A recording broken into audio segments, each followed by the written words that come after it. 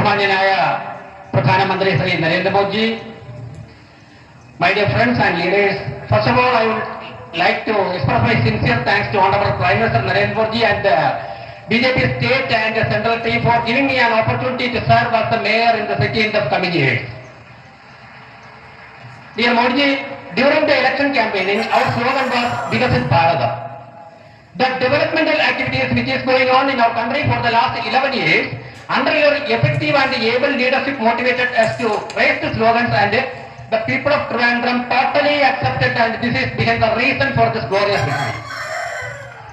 I would like to mention you an important thing that during the election campaigning from various parts, especially from our media friends, repeatedly asked not to the leaders, to the workers also, is it possible to be here Narendra Modi within 45 days after the poll. I am very proudly say that, media friends, here is our Prime Minister, Honorable Narendra Modi, is to bless this city.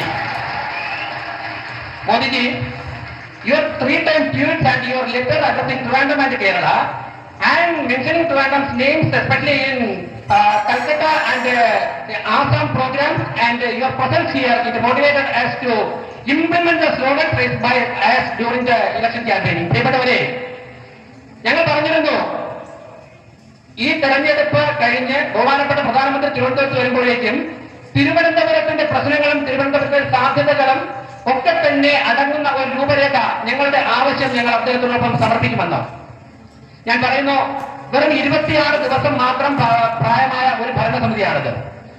ഞങ്ങൾക്കൊരു 10 ദിവസം വരെ standing committee chairman തെരഞ്ഞെടുപ്പുമായിട്ടൊക്കെ ബന്ധപ്പെട്ട് അതിന്റെ കാര്യങ്ങളിലായിരുന്നു. അതിനുശേഷം ലഭ്യമായ 15 ദിവസങ്ങൾ കൊണ്ട്, അതായത് സത്യപ്രതിജ്ഞ ചെയ്ത അന്നേ ദിവസം രാത്രി മുതൽ രാജീവ് ചന്ദ്രശേഖർജിയുടെ അധ്യക്ഷതയിൽ ഞങ്ങൾ ഒരുമിച്ച് ചേർന്നുകൊണ്ട് തിരുവനന്തപുരത്തിന്റെ പ്രശ്നങ്ങൾ എങ്ങനെ പരിഹരിക്കാമെന്ന്, തിരുവനന്തപുരത്തിന്റെ സാധ്യതകൾ എങ്ങനെ രാജ്യത്തിന് പ്രയോജനപ്പെടുത്താമെന്ന് ചർച്ചയും ചിന്തയുമായിരുന്നു. അതിന്റെ അടിസ്ഥാനത്തിൽ 15 ദിവസം കൊണ്ട് ഭരണസമിതിക്ക് സാധ്യമായ കാര്യങ്ങളൊക്കെ കോർത്തിണക്കിക്കൊണ്ട് ഞങ്ങൾ ഇന്ന് ഒരു രൂപരേഖ അദ്ദേഹത്തിന്റെ മുന്നിൽ സമർപ്പിക്കുകയാണ്.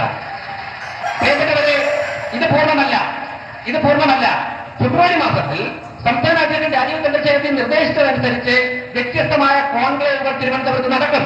അതിന്റെ അടിസ്ഥാനത്തിൽ ഞങ്ങൾ ഡൽഹിയിലെത്തി തിരുവനന്തപുരം 2030 ആകുമ്പോഴേക്കും ഈ രാജ്യത്തെ ഏറ്റവും മികച്ച 3 പട്ടണങ്ങളിൽ ഒന്നാകുവാനുള്ള ഞങ്ങളുടെ ആവശ്യങ്ങൾ ബഹുമാനപ്പെട്ട പ്രധാനമന്ത്രിയുടെ മുമ്പിൽ ഞങ്ങൾ കൂടുതലായിട്ട് ചർച്ച ചെയ്യും. ഞാൻ ദുഃഖിപ്പിക്കുന്നില്ല, യാതൊരു സംശയവും വേണ്ട.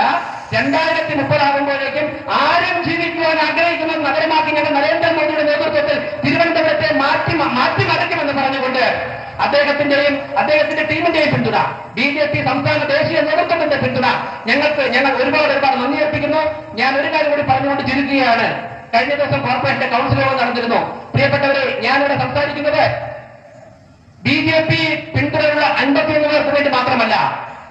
Dear Modi ji, I would like to mention you one more thing, that I am speaking for the 101 councillors, entire team in Trivandrum Municipal Corporation, because the discussions which happened in the previous council, totally they are anxiously waiting to your visit in Trivandrum.